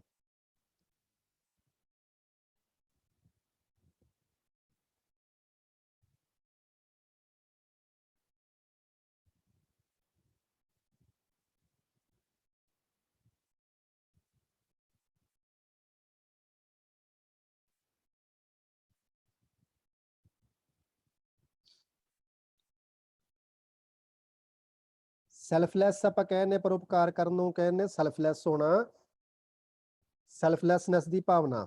ਸਮਾਨਾਨੁਭੂਤੀ ਹੁੰਦੀ ਹੈ ਇੰਪੈਥੀ। ठीक है, एम्पैथी लिख सकते हो तुम, इत्थे लिखा भी होया है। परोपकारिता का गुण, परोपकारिता का गुण विकसित करने से संबंध का अर्थ है बिना किसी निजी लाभ के किसी दूसरे के साथ चीजें समय या सामान बांटना या दे देना। कई बच्चे तुसीं देखे होणगे कि ਉਹ ਆਪਦੇ ਖਿਡੌਣੇ ਜਿਹੜੇ ਹੈਗੇ ਆ ਉਹ ਦੂਸਰੇ ਬੱਚਿਆਂ ਨਾਲ ਸ਼ੇਅਰ ਕਰਕੇ ਉਹਨਾਂ ਨਾਲ ਖੇਡ ਲੈਂਦੇ ਨੇ। ਕਈ, ਮੈਂ ਕਈ ਕਹਿ ਰਿਹਾ, ਮੋਸਟਲੀ ਤਾਂ ਅਸੀਂ ਇਹ ਦੇਖਦੇ ਹਾਂ ਕਿ ਉਹਨਾਂ ਦੇ ਵਿੱਚ ਇਹ ਪ੍ਰਵਿਰਤੀ ਨਹੀਂ ਹੁੰਦੀ। ਠੀਕ ਹੈ, ਆਮ ਤੌਰ ਤੇ ਕੁਝ ਬੱਚੇ ਜਿਹੜੇ ਹੈਗੇ ਉਹ ਆਪਦੇ ਖਿਡੌਣੇ ਦੂਸਰੇ ਬੱਚਿਆਂ ਨੂੰ ਦੇ ਕੇ ਰਾਜ਼ੀ ਨਹੀਂ ਹੁੰਦੇ, ਪਰ ਕੁਝ ਬੱਚੇ ਐਸੇ ਹੁੰਦੇ ਨੇ ਜਿਨ੍ਹਾਂ ਦੇ ਵਿੱਚ ਇਹ ਭਾਵਨਾ ਹੋਈ ਹੁੰਦੀ ਹੈ, ਜਾਂ ਆਪਣੀ ਵੀ ਕੋਸ਼ਿਸ਼ ਕੀ ਹੁੰਦੀ ਆ, ਆਪਣੇ ਘਰ ਦੇ ਵਿੱਚ ਕੋਈ ਹੋਰ ਦੂਸਰਾ ਬੱਚਾ ਆਇਆ ਹੋਵੇ, ਆਪਾਂ ਆਪਦੇ ਬੱਚੇ ਨੂੰ ਕੀ ਕਹਿੰਦੇ ਕਿ ਉਹਨੂੰ ਖਿਡੌਣੇ ਦੇ ਦਿਓ, ਠੀਕ ਹੈ, ਜਾਂ ਰਲ ਕੇ ਖੇਡੋ। ਤਾਂ ਇਹ ਚੀਜ਼ਾਂ ਕੀ ਹੈਗੀਆਂ, ਆਪਾਂ ਕੀ ਚਾਹੁੰਦੇ ਹਾਂ? ਆਪਾਂ ਇਹੀ ਚਾਹੁੰਦੇ ਹਾਂ ਕਿ ਸਾਡਾ ਬੱਚਾ ਜਿਹੜਾ ਹੈਗਾ ਉਹਦੇ ਚ ਪਰਉਪਕਾਰਿਤਾ ਦਾ ਗੁਣ ਹੋਵੇ, ਪਰਉਪਕਾਰ ਕਰਨ ਦੀ ਭਾਵਨਾ ਹੋਵੇ, ਮਤਲਬ ਦੂਸਰਿਆਂ ਨਾਲ ਰਲ ਮਿਲ ਕੇ ਖੇਡੇ, ਰਲ ਮਿਲ ਕੇ ਆਪਣਾ ਸਮਾਂ ਜਿਹੜਾ ਹੈ ਉਹਨਾਂ ਨੂੰ ਦੇਵੇ, ਆਪਣੀਆਂ ਚੀਜ਼ਾਂ ਉਹਨਾਂ ਨਾਲ ਵੰਡ ਕੇ, ਉਹਨਾਂ ਨਾਲ ਸ਼ੇਅਰ ਕਰਕੇ ਖੇਡੇ। ठीक है जी, ये भावना बच्चे ਦੇ ਵਿੱਚ पैदा होनी चाहिए है। यह तभी संभव है जब बच्चे दूसरे व्यक्ति के नजरिए से स्थिति को देख पाने के योग्य हो जाते हैं। ਹੁਣ ਦੇਖੋ ਇਹ ਚੀਜ਼ 1 ਸਾਲ ਦਾ ਬੱਚਾ ਕਿਵੇਂ ਮਹਿਸੂਸ ਕਰ ਸਕਦਾ? 1 ਸਾਲ ਦੇ ਬੱਚੇ ਨੂੰ ਕੀ ਸਮਝ ਲੱਗ ਸਕਦੀ ਹੈ ਕਿ ਜਿਹੜਾ ਦੂਜਾ ਬੱਚਾ ਮੇਰੇ ਕੋਲੇ ਬੈਠਾ ਉਹ ਵੀ ਇਹਨਾਂ ਖਿਡੌਣਿਆਂ ਨਾਲ ਖੇਡਣਾ ਚਾਹੁੰਦਾ, ਮਤਲਬ ਉਹਦੀ ਜਗ੍ਹਾ ਤੇ ਬਹਿ ਕੇ ਵੇਖਣਾ। ਉਹਦੀ ਜਗ੍ਹਾ ਤੇ ਬਹਿ ਕੇ ਵੇਖਣ ਦਾ ਮਤਲਬ ਕੀ ਹੈਗਾ ਕਿ ਬੱਚਾ ਇਹ ਸੋਚੇ ਕਿ ਜਦੋਂ ਮੈਂ ਇਹਦੇ ਘਰੇ ਜਾਊਂਗਾ ਤੇ ਇਹ ਮੈਨੂੰ ਆਪਦੇ ਖਿਡੌਣੇ ਨਾਲ ਖੇਡਣ ਦਊਗਾ। ਠੀਕ ਹੈ, ਅਸੀਂ ਕਹਿੰਦੇ ਹੁੰਦੇ ਨਾ ਕਿ ਜਦੋਂ ਤੂੰ ਕਿਸੇ ਦੇ ਘਰੇ ਜਾਣਾ ਤਾਂ ਉਦੋਂ ਤੋਂ ਉਹਦੇ ਸਾਰੇ ਖਿਡੌਣੇ ਲੈ ਲੈਂਦਾ, ਉਹਨਾਂ ਘਰੇ ਜਦੋਂ ਜਾਣਾ ਤੂੰ ਸਾਰੇ ਖਿਡੌਣੇ ਲੈ ਲੈਂਦਾ, ਆਪਦੇ ਤੂੰ ਦਿੰਦਾ ਨਹੀਂ। ਤਾਂ ਇਹ ਚੀਜ਼ਾਂ ਕੀ ਹੈਗੀਆਂ ਨੇ? ਇਹ ਚੀਜ਼ਾਂ ਅਸੀਂ ਦੱਸ ਕੇ ਬੱਚੇ ਦੇ ਵਿੱਚ ਪਰਉਪਕਾਰ ਦੀ ਭਾਵਨਾ ਪੈਦਾ ਕਰਨ ਦੀ ਕੋਸ਼ਿਸ਼ ਕਰਦੇ ਹਾਂ।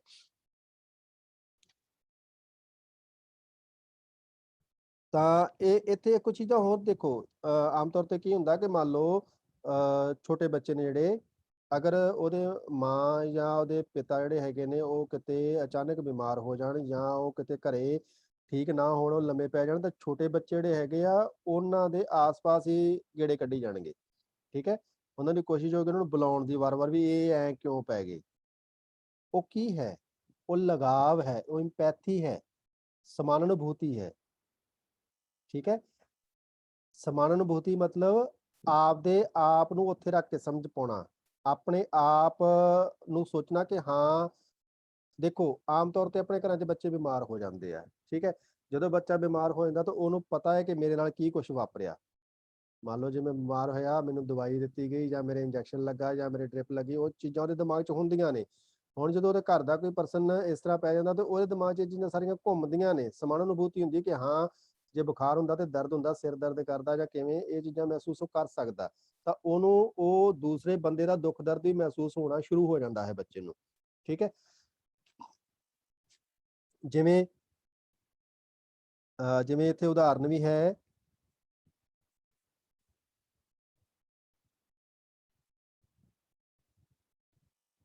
ਹਾਂ, ਜਿਵੇਂ ਇੱਥੇ ਉਦਾਹਰਨ ਦਿੱਤੀ ਹੈ ਕਿ ਇੱਕ ਬੱਚਾ ਜਿਹੜਾ ਹੈ ਉਹ ਉਹਦੇ ਫਰੈਂਡ ਦੇ ਨਾਲ ਖੇਡ ਰਿਹਾ ਹੈ, ਜਦੋਂ ਉਹਦਾ ਫਰੈਂਡ ਨੂੰ ਕੋਈ ਚੋਟ ਲੱਗੀ ਤਾਂ ਉਹ ਰੋਣ ਲੱਗ ਗਿਆ।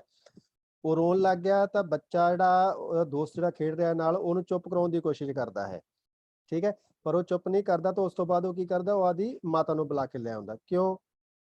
ਕਿਉਂਕਿ ਜਦੋਂ ਉਹਦੇ ਚੋਟ ਲੱਗੀ ਸੀ, ਉਹ ਡਿੱਗਿਆ ਸੀ, ਉਹਦੇ ਚੋਟ ਲੱਗੀ ਸੀ, ਤਾਂ ਉਹਦੇ ਮਾਤਾ ਆਈ ਸੀ ਉਹਨੂੰ ਚੁੱਪ ਕਰਾਉਣ ਵਾਸਤੇ। ਠੀਕ ਹੈ, ਉਹਨੂੰ ਲਾਡ ਲਡਾਉਣ ਵਾਸਤੇ, ਉਹਨੂੰ ਪ੍ਰੇਰਿਤ ਕਰਨ ਵਾਸਤੇ, ਉਹਨੂੰ ਚੁੱਪ ਕਰਾਉਣ ਵਾਸਤੇ ਉਹਦੀ ਮਾਤਾ ਆਈ ਸੀ। ਤਾਂ ਸਮਾਨ ਅਨੁਭੂਤੀ ਮਤਲਬ ਸਮਾਨ ਅਨੁਭੂਤੀ, ਇੱਕੋ ਜਿਹੀ ਅਨੁਭੂਤੀ, ਇੱਕੋ ਜਿਹਾ ਅਹਿਸਾਸ, ਇੰਪੈਥੀ।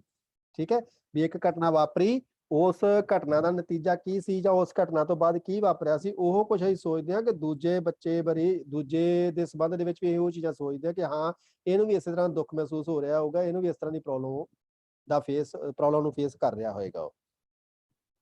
ਤਾਂ ਇਹ ਚੀਜ਼ਾਂ ਪੈਦਾ ਕਰਨੀਆਂ ਕਿਹਦਾ ਕੰਮ ਆ? ਇਹ ਚੀਜ਼ਾਂ ਪੈਦਾ ਕਰਨੀਆਂ ਜਿਹੜੇ ਉਹਦੇ ਕੇਅਰ ਗਿਵਰ ਨੇ, ਜਿਹੜੇ ਉਹਦੇ ਕੇਅਰ ਟੇਕਰ ਨੇ, ਉਹਨਾਂ ਦਾ ਕੰਮ ਹੈ। ਠੀਕ ਹੈ, ਬਚਪਨ ਦੇ ਵਿੱਚ ਪਹਿਲੇ 3 ਸਾਲਾਂ ਦੇ ਵਿੱਚ ਕੌਣ ਹੈ? ਉਹਦੇ ਮਾਤਾ, ਉਹਦੇ ਪਿਤਾ, ਉਹਦਾ ਪਰਿਵਾਰ, ਔਰ ਉਸ ਤੋਂ ਬਾਅਦ ਕੌਣ ਨੇ? ਉਸ ਤੋਂ ਬਾਅਦ ਤੁਸੀਂ ਹੋ।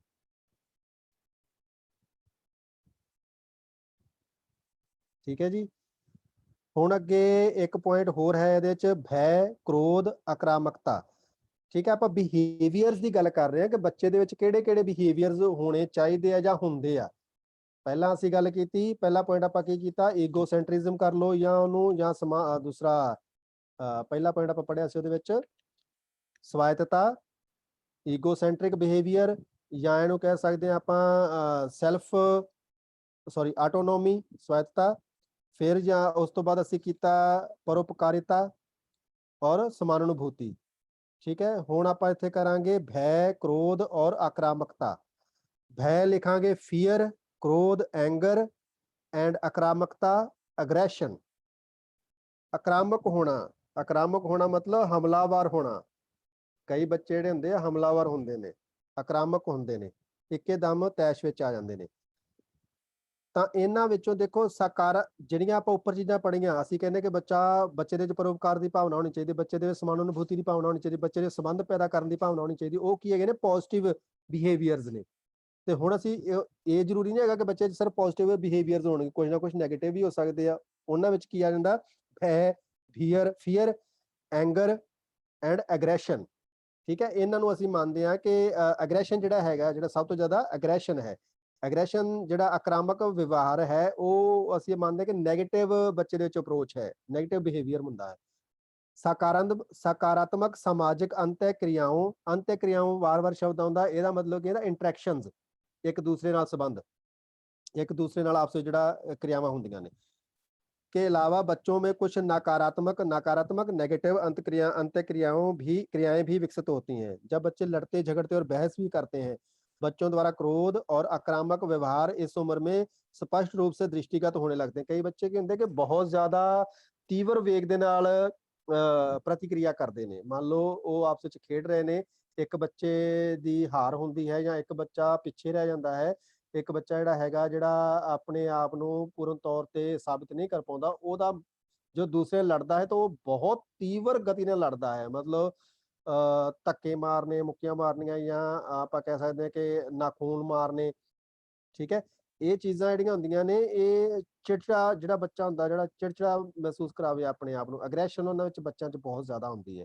ਕਈ ਬੱਚਿਆਂ 'ਚ ਕ੍ਰੋਧ ਬਹੁਤ ਜ਼ਿਆਦਾ ਹੁੰਦਾ। ਕ੍ਰੋਧ ਤੇ ਅਗਰੈਸ਼ਨ 'ਚ ਫਰਕ ਕੀ ਹੈਗਾ? ਕ੍ਰੋਧ ਦੇ ਵਿੱਚ ਕਈ ਬੱਚੇ ਕੀ ਹੈਗਾ, ਕ੍ਰੋਧੀ ਬੱਚਾ ਚੁੱਪ ਵੀ ਰਹਿ ਸਕਦਾ ਹੈ। ਠੀਕ ਹੈ, ਉਹ ਗੁੱਸਾ ਕਰਕੇ ਚੁੱਪ ਵੀ ਰਹਿ ਸਕਦਾ ਹੈ, ਜਾਂ ਉਹ ਆਪਣੇ ਆਪ ਦੇ ਵਿੱਚ ਮਸਤ ਹੋ ਜਾਏਗਾ। ਐਗਰੈਸ਼ਨ ਦੇ ਵਿੱਚ ਕੀ ਆ ਜਾਂਦਾ ਕਿ ਉਹ ਮਸਤ ਨਹੀਂ ਰਹੂਗਾ, ਉਹ ਆਲਾ ਦੁਆਲਾ ਵੀ ਆਪਦਾ ਖਿਲਾਰ ਕੇ ਰੱਖ ਦਊਗਾ, ਜੋ ਚੀਜ਼ਾਂ ਉਹਦੇ ਹੱਥ ਵਿੱਚ ਆਈਆਂ ਉਹਨੂੰ ਚਲਾ ਚਲਾ ਕੇ ਮਾਰੂਗਾ। ਠੀਕ ਹੈ, ਜਾਂ ਜੋ ਉਹਦੇ ਲਾਗੇ ਕੋਈ ਹੈਗਾ ਉਹਨੂੰ ਬਹੁਤ ਬੁਰੀ ਤਰ੍ਹਾਂ ਮਾਰ ਸਕਦਾ है। ठीक है, एग्रेशन ਦੇ ਵਿੱਚ ਆ ਜਾਂਦਾ है।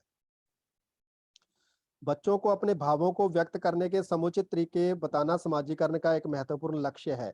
ठीक है, ਸਾਡਾ ਇਹ ਵੀ ਲਕਸ਼ ਹੈ ਕਿ ਬੱਚਿਆਂ ਨੂੰ ਅਸੀਂ ਦੱਸ ਸਕੀਏ ਕਿ ਕਿਹੜਾ ਵਿਵਹਾਰ ਕਿੱਥੇ ਕਰਨਾ ਹੈ। ਠੀਕ ਹੈ, ਔਰ ਕਿਹੜਾ ਵਿਵਹਾਰ ਕਿੱਥੇ ਨਹੀਂ ਕਰਨਾ ਹੈ, ਜਾਂ ਕਿੰਨੀ ਮਾਤਰਾ ਦੇ ਵਿੱਚ ਕਰਨਾ ਹੈ। ਇਹ ਚੀਜ਼ਾਂ ਬੱਚੇ ਦੇ ਵਿੱਚ ਅਸੀਂ ਪੈਦਾ ਕਰਨੀਆਂ ਹੁੰਦੀਆਂ ਨੇ। ਠੀਕ ਹੈ ਜੀ। ਹਾਂਜੀ, ਐਗਰੈਸ਼ਨ 'ਚ ਬੱਚਾ ਆਪਣਾ ਗੁੱਸਾ ਸ਼ੋਅ ਕਰੇਗਾ। ਸ਼ੋਅ ਤਾਂ ਦੇਖੋ ਦੂਜਾ ਵੀ ਹੋ ਜਾਂਦਾ, ਕਿਉਂਕਿ ਆਪਾਂ ਨੂੰ ਪਤਾ ਲੱਗ ਜਾਂਦਾ ਜਦੋਂ ਬੱਚੇ ਦਾ ਮੂੰਹ ਬਣਿਆ ਹੋਵੇ, ਆਪਾਂ ਨੂੰ ਪਤਾ ਲੱਗਦਾ ਕਿ ਗੁੱਸੇ ਦੇ ਵਿੱਚ ਹੈ। ਠੀਕ ਹੈ, ਉਹ ਖਾਣਾ ਛੱਡ ਦੇਗਾ ਜਾਂ ਇਸ ਤਰ੍ਹਾਂ ਦੀਆਂ ਆਦਤਾਂ ਉਹਦੀਆਂ ਦਿਖਾਈ ਦੇਣ ਲੱਗ ਜਾਂਦੀਆਂ। ਐਗਰੈਸ਼ਨ ਦੇ ਵਿੱਚ ਕੀ ਹੁੰਦਾ ਕਿ ਐਗਰੈਸ਼ਨ ਦੇ ਵਿੱਚ ਆ ਜਾਂਦਾ ਕਿ ਉਹ ਬਹੁਤ ਤੀਵਰ ਗਤੀ ਦੇ ਨਾਲ ਹਮਲਾ ਕਰਦਾ ਦੂਜੇ ਦੇ ਉੱਤੇ। ਠੀਕ ਹੈ, ਹੁਣ ਇੱਥੇ ਐਗਰੈਸ਼ਨ ਜਿਹੜੇ ਇਹ ਚੀਜ਼ਾਂ ਨਾ, ਗਾਂ ਤੁਹਾਨੂੰ ਪ੍ਰਸ਼ਨ ਆਏਗਾ, ਜਿਹੜੇ ਆਕਾਰਾਮਕ ਬੱਚੇ ਨੇ ਉਹਨੂੰ ਨਿਯੰਤਰਿਤ ਕਿਵੇਂ ਕਰਨਾ, ਅਗਾਂਹ ਹੈਗਾ ਇਹ ਟੌਪਿਕ। ਇੱਥੇ ਦੇਖੋ, ਐਗਰੈਸਿਵ ਬਿਹੇਵੀਅਰ ਜਿਹੜਾ ਹੁੰਦਾ, ਉਹਨੂੰ ਨਾ ਆਪਾਂ ਇਹ ਨਹੀਂ ਸਮਝ ਸਕਦੇ ਵੀ ਹਾਂ ਇਹ ਬੱਚਾ ਕ੍ਰੋਧੀ ਹੈ, ਗੁੱਸੇ ਵਾਲਾ ਹੈ, ਇਹਨੂੰ ਆਪਾਂ ਛੱਡ ਦਈਏ, ਇਹਨੂੰ ਆਪਾਂ ਕੁਛ ਨਾ ਕਹੀਏ, ਜਾਂ ਇਹ ਤਾਂ ਹੈ ਹੀ ਇਹੋ ਜਿਹਾ। ਆਹ ਚੀਜ਼ਾਂ ਜਿਹੜੀਆਂ ਹੈਗੀਆਂ ਨਾ, ਕਈ ਵਾਰੀ ਅਸੀਂ ਵਰਤਦੇ ਹਾਂ ਆਪਣੇ ਬੱਚਿਆਂ ਵਾਸਤੇ। ਬਾਹਰ ਜਾ ਕੇ ਜੇ ਬੱਚੇ ਖਿਡੌਣੇ ਤੋੜ ਦਿੰਦੇ ਨੇ ਜਾਂ ਕਿਸੇ ਨਾਲ ਲੜਦੇ ਨੇ, ਤਾਂ ਅਸੀਂ ਕਹਿੰਦੇ ਕਿ ਨਹੀਂ ਜੀ ਇਹਨੂੰ ਨਾ ਕੁਛ ਹੋਏ, ਤੇ ਇਹ ਤਾਂ ਹੈ ਹੀ ਇਹੋ ਜਿਹਾ। ਨਹੀਂ, ਇਹ ਗਲਤ ਗੱਲ ਆ। ਠੀਕ ਹੈ, ਇਸ ਤਰ੍ਹਾਂ ਦੇ ਬੱਚੇ ਨੂੰ ਮੋਡੀਫਾਈ ਕਰਨਾ ਚਾਹੀਦਾ, ਉਹਦੇ ਬਿਹੇਵੀਅਰ ਦੇ ਚੇਂਜਸ ਲਿਆਉਣੀਆਂ ਚਾਹੀਦੀਆਂ ਨੇ, ਤਾਂ ਕਿ ਉਹ ਆਉਣ ਵਾਲੇ ਭਵਿੱਖ ਦੇ ਵਿੱਚ ਉਹਨੂੰ ਖਤਰਾ ਨਾ ਆਵੇ, ਕਿਉਂਕਿ ਅਜਿਹੇ ਬੱਚਿਆਂ ਵਾਸਤੇ ਆਪਣੇ ਆਪ ਨੂੰ ਸਾਹਮਣਾ ਬਹੁਤ ਔਖਾ ਹੋ ਜਾਂਦਾ ਹੈ। ਤਾਂ ਅਗਰੈਸ਼ਨ ਦੇ ਵਿੱਚ ਜਿਹੜੇ ਬੱਚੇ ਰਹਿੰਦੇ ਨੇ, ਉਹਨਾਂ ਨੂੰ ਸਮਝਣਾ ਚਾਹੀਦਾ ਕਿ ਉਹਨਾਂ ਦੇ ਪਿੱਛੇ ਕਾਰਨ ਕੀ ਆ। ਬਹੁਤੀ ਵਾਰੀ ਕਾਰਨ ਕੀ ਹੁੰਦਾ ਕਿ ਬਹੁਤੀ ਵਾਰੀ ਉਹਦੇ ਮਾਂ-ਬਾਪ ਦਾ ਉਹਦੇ ਤੋਂ ਧਿਆਨ ਹਟ ਚੁੱਕਾ ਹੁੰਦਾ ਬੱਚੇ ਦਾ। ਬੱਚਾ ਆਪਣੇ ਆਪ ਨੂੰ ਇਕੱਲਾ ਮਹਿਸੂਸ ਕਰਦਾ। ਮੋਸਟਲੀ ਕੀ ਹੁੰਦਾ ਕਈ ਪਰਿਵਾਰਾਂ ਦੇ ਵਿੱਚ ਕਿ ਉਹ ਬੱਚਾ ਪਹਿਲਾਂ ਵੱਡਾ ਸੀ, ਸਾਰਾ ਧਿਆਨ ਉਹਦੇ ਉੱਤੇ ਸੀ। ਉਸ ਪਰਿਵਾਰ ਦੇ ਵਿੱਚ ਜਦੋਂ ਇੱਕ ਬੱਚਾ ਹੋਰ ਆਉਂਦਾ ਹੈ, ਦੂਸਰਾ ਬੱਚਾ, ਛੋਟਾ ਬੱਚਾ ਆਉਂਦਾ ਹੈ, ਤਾਂ ਉਹ ਛੋਟੇ ਬੱਚੇ ਵੱਲ ਧਿਆਨ ਕੇਂਦਰਿਤ ਹੋ ਜਾਂਦਾ ਸਾਰੇ ਪਰਿਵਾਰ ਦਾ। ਤਾਂ ਅਜਿਹੇ ਮੌਕਿਆਂ ਦੇ ਉੱਤੇ ਜਿਹੜਾ ਵੱਡਾ ਬੱਚਾ, ਜਿਹੜਾ ਪਹਿਲਾਂ ਆਪਣੇ ਆਪ ਨੂੰ ਕੇਂਦਰ ਮੰਨਦਾ ਸੀ, ਸਾਰਿਆਂ ਦੇ ਧਿਆਨ ਦਾ ਕੇਂਦਰ ਸੀਗਾ, ਹੁਣ ਉਹਦੇ ਤੋਂ ਧਿਆਨ ਹਟ ਕੇ ਦੂਜੇ ਬੱਚੇ ਤੇ ਜਾ ਰਿਹਾ ਹੈ।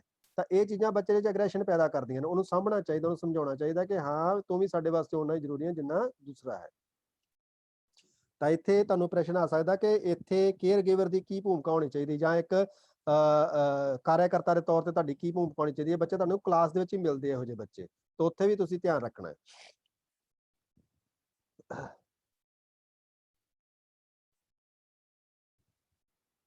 ਇਸ ਤੋਂ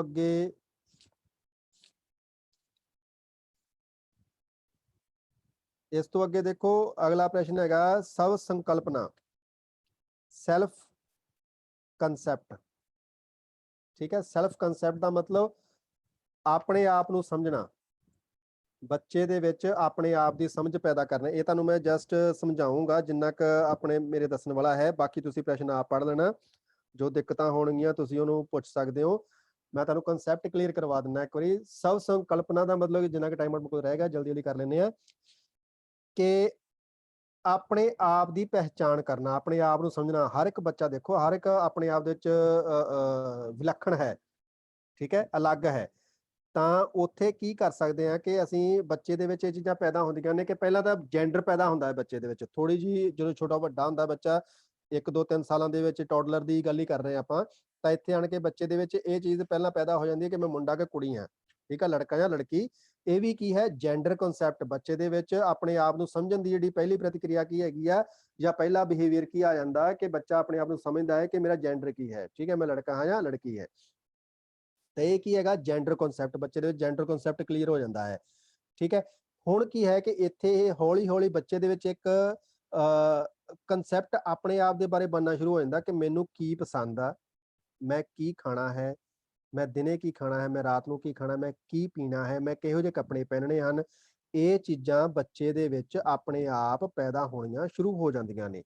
ਫਿਰ ਉਹਦੀ ਪਹੁੰਚ, ਉਹਨੂੰ ਆਪਣੇ ਆਪ ਨੂੰ ਮਹਿਸੂਸ ਕਰਨਾ ਸ਼ੁਰੂ ਕਰ ਦਿੰਦਾ ਹੈ। 1 ਤੋਂ 3 ਸਾਲ ਦਾ ਬੱਚਾ, ਜਿਵੇਂ ਪਹਿਲਾਂ ਆਪਾਂ ਗੱਲ ਕੀਤੀ ਕਿ ਤੁਰਨਾ ਸ਼ੁਰੂ ਕਰ ਦਿੰਦਾ, ਹੁਣ ਉਹਨੂੰ ਆਪਣੇ ਆਪ ਤੇ ਕੌਨਫੀਡੈਂਸ ਆਉਣਾ ਸ਼ੁਰੂ ਹੋ ਜਾਂਦਾ ਕਿ ਮੈਂ ਕਿੰਨਾ ਤੇਜ਼ ਭੱਜ ਸਕਦਾ ਹਾਂ, ਮੈਂ ਕਿੰਨੀ ਦੂਰ ਤੁਰ ਸਕਦਾ ਹਾਂ, ਮੈਂ ਕਿੱਥੇ ਤੱਕ ਮੇਰਾ ਹੱਥ ਪਹੁੰਚਦਾ ਹੈ, ਮੈਂ ਕਿੰਨੀ ਉਚਾਈ ਤੋਂ ਕੋਈ ਚੀਜ਼ ਉਤਾਰ ਸਕਦਾ ਹਾਂ, ਮੈਂ ਕਿੱਥੋਂ ਤੱਕ, ਕਿੰਨੀ ਉਚਾਈ ਤੱਕ ਕਿਤੇ ਚੜ੍ਹ ਸਕਦਾ ਹਾਂ, ਮੈਂ ਕਿੰਨੀ ਦੂਰ ਗਲੀ ਦੇ ਵਿੱਚ ਜਾਂ ਆਸ-ਪਾਸ ਕਿੰਨੀ ਦੂਰ ਤੱਕ ਜਾ ਸਕਦਾ ਹਾਂ, ਠੀਕ ਹੈ। ਇਹ ਕਨਸੈਪਟ ਬੱਚੇ ਦੇ ਵਿੱਚ ਨਿਕਲਣੇ ਸ਼ੁਰੂ ਹੋ ਜਾਂਦੇ ਨੇ। ਇਹ ਆਪਣੇ ਆਪ ਦੀ ਪਹਿਚਾਣ ਆਉਣੀ ਸ਼ੁਰੂ ਹੋ ਜਾਂਦੀ ਹੈ ਉਹਨੂੰ ਕਿ ਮੈਂ ਕੀ ਹਾਂ, ਮੈਂ ਕਿੰਨਾ ਕੁਛ ਕਰ ਸਕਦਾ, ਮੇਰੀ ਕਾਬਲੀਅਤ ਕੀ ਹੈ, ਠੀਕ ਹੈ ਜੀ। ਹੁਣ ਇਹ ਪਹਿਲਾ ਕੰਸੈप्ट हो गया। ਉਸ ਤੋਂ ਬਾਅਦ ਇਹਨਾਂ ਦਿੱਤਾ ਹੈ ਸਵ ਸੰਕल्पना का दूसरा महत्वपूर्ण पहलू है स्व मान्यता, ਸੈਲਫ ਐਸਟੀਮ। ਸੈਲਫ ਐਸਟੀਮ ਕੀ, ਦੇਖੋ ਜਦੋਂ ਇਹ ਬੱਚੇ ਛੋਟੇ ਹੁੰਦੇ ਨਾ, ਕਿ ਉਹਨਾਂ ਦੇ ਮਨ ਦੇ ਵਿੱਚ ਇੱਕ ਚੀਜ਼ ਬੈਠੀ ਹੁੰਦੀ, ਆਪਣੇ ਆਪ ਬਣਨੀ ਸ਼ੁਰੂ ਹੋ ਜਾਂਦੀ ਆ।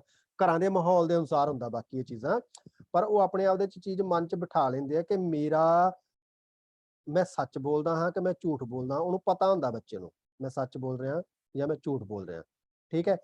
ਫਿਰ ਦੂਜੀ ਗੱਲ, ਉਹਨੂੰ ਇਹ ਵੀ ਚੀਜ਼ ਦਾ ਕਲੀਅਰ ਹੁੰਦਾ ਕਿ ਮੈਂ ਜਿਹੜਾ ਕੰਮ ਕਰਨਾ, ਕਿ ਮੈਂ ਉਸ ਕੰਮ ਨੂੰ ਕਰਨ ਦੇ ਲਾਇਕ ਹਾਂ ਜਾਂ ਨਹੀਂ ਹਾਂ। ਉਦਾਹਰਨ ਦੇ ਤੌਰ ਤੇ ਬੱਚਾ ਕੋਈ ਖੇਡ ਹੈ, ਕ੍ਰਿਕਟ ਹੈ, ਫੁੱਟਬਾਲ ਹੈ, ਉਹ ਆਪਣੇ ਆਪ ਨੂੰ, ਸਾਈਕਲ ਹੈ, ਠੀਕ ਹੈ, ਸਾਈਕਲ ਹੈ, ਉਹ ਆਪਣੇ ਆਪ ਦਿਮਾਗ 'ਚ ਬਿਠਾ ਲੈਂਦਾ ਕਿ ਮੈਂ ਇਹ ਸਾਈਕਲ ਚਲਾ ਸਕਦਾ ਜਾਂ ਨਹੀਂ ਚਲਾ ਸਕਦਾ, ਮੈਂ ਇਸ ਤੋਂ ਵੱਡਾ ਸਾਈਕਲ ਚਲਾ ਸਕਦਾ ਜਾਂ ਨਹੀਂ ਚਲਾ ਸਕਦਾ, ਮੈਂ ਕ੍ਰਿਕਟ ਖੇਡ ਸਕਦਾ ਜਾਂ ਨਹੀਂ ਖੇਡ ਸਕਦਾ, ਮੈਨੂੰ ਗੇਂਦ ਨਾਲ ਖੇਡਣਾ ਚਾਹੀਦਾ, ਮੈਨੂੰ ਫੁੱਟਬਾਲ ਨਾਲ ਖੇਡਣਾ ਚਾਹੀਦਾ। ਉਹ ਆਪਣਾ ਆਪ ਦੀ ਇੱਕ ਮਾਨਤਾ ਬਣਾ ਲੈਂਦਾ ਕਿ ਮੈਂ ਕਿੰਨੇ ਜੋਗਾ ਹਾਂ, ਠੀਕ ਹੈ। ਮੇਰਾ ਵਿਅਕਤੀਤਵ ਕੀ ਹੈ, ਮੇਰੀ ਆਪਦੀ ਮਨ ਦੀ ਸਮਝ ਕੀ ਹੈ, ਮੈਂ ਕੀ ਕਰਨਾ ਚਾਹੁੰਦਾ ਹਾਂ, ਉਹਦੀ ਆਪਦੀ ਕੈਪੇਬਿਲਿਟੀ ਆ ਬਾਹਰ ਹੋਣੀ ਸ਼ੁਰੂ ਹੋ ਜਾਂਦੀ ਹੈ। ਉਹਨੂੰ ਡਰਾਇੰਗ ਦੇ ਵਿੱਚ ਇੰਟਰਸਟ ਹੈਗਾ ਤਾਂ ਉਹ ਸੋਚੇਗਾ ਕਿ ਹਾਂ, ਮੈਂ ਚਿੱਤਰ ਵਧੀਆ ਬਣਾ ਸਕਦਾ, ਪਰ ਮੈਂ ਖੇਡ ਵਧੀਆ ਨਹੀਂ ਸਕਦਾ, ਠੀਕ ਹੈ। ਕਈ ਬੱਚੇ ਹੁੰਦੇ ਆ ਜਿਹੜੇ ਪੜ੍ਹਾਈ ਦੇ ਵਿੱਚ ਚੰਗੇ ਹੁੰਦੇ ਆ, ਉਹਨਾਂ ਦਾ ਦਿਮਾਗ ਇਸ ਬੰਨੇ ਲੱਗਾ ਹੁੰਦਾ ਕਿ ਹਾਂ ਮੈਂ ਪੜ੍ਹਾਈ ਦੇ ਵਿੱਚ ਬਹੁਤ ਅੱਛਾ ਹਾਂ, ਪਰ ਮੇਰਾ ਖੇਡਣ ਦੇ ਵਿੱਚ ਮਨ ਨਹੀਂ ਹੈਗਾ, ਜਾਂ ਮਨ ਨਹੀਂ ਹੈਗਾ, ਕਹੂਗਾ ਕਿ ਮੈਨੂੰ ਚੰਗਾ ਨਹੀਂ ਲੱਗਦਾ। ਮਤਲਬ ਕੀ ਹੈਗਾ ਕਿ ਉਹਦੀ ਕੈਪੇਬਿਲਿਟੀ ਇਹੋ ਜਿਹੀ ਹੁੰਦੀ ਕਿ ਉਹ ਬੱਚਾ ਹਾਂ ਆਪਣੇ ਆਪ ਨੂੰ ਮਹਿਸੂਸ ਕਰਨਾ ਸ਼ੁਰੂ ਕਰਦਾ ਕਿ ਮੈਂ ਇਸ ਚੀਜ਼ ਦੇ ਲਾਇਕ ਨਹੀਂ ਹੈਗਾ, ਹਾਂ ਮੈਂ ਇਸ ਚੀਜ਼ ਦੇ ਲਾਇਕ ਹਾਂ, ਮੈਂ ਆਹ ਕੰਮ ਕਰਨਾ ਚਾਹੁੰਦਾ ਹਾਂ। ਠੀਕ ਹੈ, ਜਿਹੜਾ ਕੰਮ ਉਹ ਆਪਦੀ ਖੁਸ਼ੀ ਨਾਲ ਕਰਨਾ ਚਾਹੁੰਦੇ ਨੇ, ਜਿਹੜੀ ਚੀਜ਼ ਉਹ ਆਪਣੇ ਆਪ ਦੀ ਪਹਿਚਾਣ ਕਰ ਲੈਂਦੇ, ਜਿਹੜਾ ਜਿਹਨੂੰ ਸੌਖਾ ਲੱਗਦਾ, ਮਤਲਬ ਕੀ ਹੁੰਦਾ ਇਸ ਚੀਜ਼ ਦਾ, ਜਿਹੜਾ ਕੰਮ ਉਹਨੂੰ ਸੌਖਾ ਲੱਗਦਾ ਉਹਦੇ ਚੋਂ ਖੁਸ਼ੀ ਮਹਿਸੂਸ ਕਰਦੇ ਨੇ। ਠੀਕ ਹੈ, ਤੇ ਉਹ ਉਹੀ ਕੰਮ ਜ਼ਿਆਦਾ ਕਰਨਾ ਚਾਹੁੰਦੇ ਜਿਹੜਾ ਉਹਨਾਂ ਨੂੰ ਸੌਖਾ ਲੱਗੇ ਔਰ ਜਿਹਦੇ ਚੋਂ ਖੁਸ਼ੀ ਮਹਿਸੂਸ ਕਰਨ।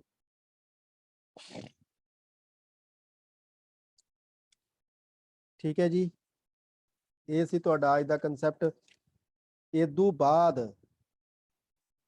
ਦੇਖੋ ਆਪਾਂ 3 ਚੈਪਟਰ ਕੀਤੇ, ਤਿੰਨਾਂ ਚੈਪਟਰਸ ਦੇ ਵਿੱਚ ਆਪਾਂ ਖੇਲ ਦੇ ਨਾਲ ਸੰਬੰਧਿਤ ਪ੍ਰਸ਼ਨ ਦੇਖੇ ਹੋਣਗੇ। ਠੀਕ ਹੈ, ਤਾਂ ਪਹਿਲਾਂ ਜਿਵੇਂ ਅਸੀਂ 1 ਮਹੀਨੇ ਦੇ ਬੱਚੇ ਦੀ ਗੱਲ ਕੀਤੀ, ਫਿਰ ਅਸੀਂ ਕੀਤੀ 1 ਤੋਂ ਲੈ ਕੇ, ਤੇ ਹੁਣ ਆਪਾਂ ਜਿਵੇਂ ਕਰ ਰਹੇ ਹਾਂ 1 ਮਹੀਨੇ ਤੋਂ ਲੈ ਕੇ 12 ਮਹੀਨੇ ਤੱਕ ਦੇ ਬੱਚੇ ਦੀ, ਫਿਰ ਆਪਾਂ ਗੱਲ ਕਰਦੇ ਪਏ ਹੁਣ 13 ਮਹੀਨੇ ਤੋਂ ਲੈ ਕੇ 36 ਮਹੀਨੇ ਦੇ ਬੱਚਿਆਂ ਦੀ। ਤਾਂ ਹਰੇਕ ਆਯੂ ਵਰਗ ਦੇ ਵਿੱਚ ਬੱਚੇ, ਹਰੇਕ ਆਯੂ ਵਰਗ ਦੇ ਵਿੱਚ ਹਾਂਜੀ ਹਾਂਜੀ सर 8 मिनट रह गए क्लास के। ਓਕੇ ਬੇਟਾ, ਕਨਸੈਪਟ ਕਲੀਅਰ ਆ, ਪੂਰਾ ਹੋ ਚੁੱਕਾ ਆਪਣਾ। ਓਕੇ ਹਾਂਜੀ, ਠੀਕ ਹੈ ਜੀ। ਤੇ ਇਹ ਮਤਲਬ ਕੀ ਹੈਗਾ ਕਿ ਤੁਸੀਂ ਹਾਂ ਪੁਆਇੰਟਸ ਜਿਹੜੇ ਹੈਗੇ ਸੀ, ਪੁਆਇੰਟ ਇਹਦੇ ਕੀ ਹੈਗੇ ਸੀਗੇ, ਦੇਖ ਲਓ ਜਲਦੀ ਜਲਦੀ। ਪਹਿਲਾਂ ਆਪਾਂ ਕੀਤਾ ਸੀਗਾ ਜੀ ਸਕ੍ਰਿਬਲਿੰਗ, ਸਕ੍ਰਿਬਲਿੰਗ ਤਾਂ ਹੈ ਇੰਗਲਿਸ਼ ਦਾ ਸ਼ਬਦ। ਉਸ ਤੋਂ ਬਾਅਦ ਆਪਾਂ ਕੀਤਾ ਸੀਗਾ ਸਵਾਇਤਤਾ, ਸਵਾਇਤਤਾ ਦਾ ਮਤਲਬ ਠੀਕ ਹੈ ਆਟੋਨੋਮੀ ਜਾਂ ਈਗੋ ਸੈਂਟਰਿਜ਼ਮ। ਫਿਰ ਅਸੀਂ ਕੀਤਾ ਪਰਉਪਕਾਰਿਤਾ, ਠੀਕ ਹੈ, ਪਰਉਪਕਾਰ ਕਰਨਾ ਕਿਸੇ ਦਾ। ਫਿਰ ਆਪਾਂ ਕੀਤਾ ਸਮਾਨੁਭੂਤੀ, ਇੰਪੈਥੀ। ਫਿਰ ਅਸੀਂ ਕੀਤਾ ਭੈ, ਕ੍ਰੋਧ ਔਰ ਆਕਰਾਮਕਤਾ। ਭੈ ਫੀਅਰ, ਕ੍ਰੋਧ ਐਂਗਰ, ਆਕਰਾਮਕਤਾ ਅਗਰੈਸ਼ਨ। ਹਾਂਜੀ ਹਾਂਜੀ ਹੈਗੇ ਆ ਕੁਐਸਚਨ, ਹੋਰ ਵੀ ਇੰਪੋਰਟੈਂਟ ਹੈਗੇ ਆ। ਸਵ ਸੰਕਲਪਨਾ, ਸੈਲਫ ਕਨਸੈਪਟ। ਠੀਕ ਹੈ ਜੀ, ਇਹ ਆਪਾਂ ਕੀਤਾ ਹੈ ਟੌਪਿਕ। ਇਸ ਤੋਂ ਬਾਅਦ ਇੱਕ ਪ੍ਰਸ਼ਨ ਤੁਸੀਂ ਆਪ ਕਰਨਾ है, अगला 17वां प्रश्न, समाजीकरण शब्द की व्याख्या कीजिए, बच्चों को समाजीकरण सिखाने के तरीकों का वर्णन कीजिए। ठीक है, ਇਹਨੂੰ ਤੁਸੀਂ ਪੜ੍ਹਨਾ ਹੈ। ਕੱਲ ਮੈਂ ਵੀ ਥੋੜਾ ਬਹੁਤ ਡਿਸਕਸ ਕਰਾ ਦਾਂਗਾ ਤੁਹਾਨੂੰ। ਮੀਨਿੰਗ ਆਫ ਸੋਸ਼ਲਾਈਜੇਸ਼ਨ, ਸੋਸ਼ਲਾਈਜੇਸ਼ਨ ਦਾ ਮਤਲਬ ਕੀ ਹੈ, ਸਮਾਜੀਕਰਨ ਦਾ ਮਤਲਬ ਕੀ ਹੈ, ਔਰ ਇਹ ਪੈਦਾ ਕਿਵੇਂ ਕੀਤਾ ਜਾ ਸਕਦਾ। ਠੀਕ ਹੈ, ਰਿਵਾਰਡ ਐਂਡ ਪਨਿਸ਼ਮੈਂਟ, ਬੱਚਿਆਂ ਨੂੰ ਰਿਵਾਰਡ ਦੱਸ ਕੇ, ਇਨਾਮ ਦੱਸ ਕੇ ਕਿ ਚੰਗੇ ਕੰਮਾਂ ਦੇ, ਜਾਂ ਉਹਨਾਂ ਨੂੰ ਪਨਿਸ਼ਮੈਂਟ ਦੱਸ ਕੇ ਕਿ ਹਾਂ ਜੇ ਤੁਸੀਂ ਇਸ ਤਰ੍ਹਾਂ ਨਹੀਂ ਕਰੋਗੇ ਤੇ ਫਿਰ ਤੁਹਾਨੂੰ ਪਨਿਸ਼ ਕੀਤਾ ਜਾਏਗਾ, ਤੁਹਾਨੂੰ ਸਜ਼ਾ ਮਿਲੇਗੀ। ਠੀਕ ਹੈ, ਅਵਲੋਕਨ ਕੀਤਾ ਜਾ ਸਕਦਾ, ਉਹਨਾਂ ਦੀ ਆਬਜ਼ਰਵੇਸ਼ਨ ਕੀਤੀ ਜਾ ਸਕਦੀ ਕਿ ਬੱਚੇ ਕਿਹੜਾ ਕੰਮ ਚੰਗੀ ਤਰੀਕੇ ਨਾਲ ਕਰ ਰਹੇ ਨੇ, ਉਹਨਾਂ ਨੂੰ ਕੀ ਕਰਨਾ ਚਾਹੀਦਾ ਹੈ, ਉਹਨਾਂ ਦੀ ਸੋਸ਼ਲਾਈਜੇਸ਼ਨ ਦਾ ਆਬਜ਼ਰਵੇਸ਼ਨ ਕੀਤੀ ਜਾ ਸਕਦੀ ਹੈ। ਤਾਂ ਇਹ ਪੁਆਇੰਟ ਤੁਸੀਂ ਪੜ੍ਹਨੇ ਨੇ, ਜਿੱਥੋਂ ਕਿਤੇ ਦਿੱਕਤ ਲੱਗੇਗੀ ਆਪਾਂ ਉਹ ਵੀ ਡਿਸਕਸ ਕਰ ਲਾਂਗੇ। ਤਾਂ ਠੀਕ ਹੈ ਜੀ, ਅੱਜ ਤੱਕ ਆਪਣਾ ਜਿਹੜਾ ਕਲਾਸ ਦਾ ਸੈਸ਼ਨ ਹੈ ਉਹ ਪੂਰਾ ਹੁੰਦਾ ਹੈ, ਤੇ ਕੱਲ ਆਪਾਂ ਦੁਬਾਰਾ ਮਿਲਦੇ ਹਾਂ ਜੀ। Okay, thank you.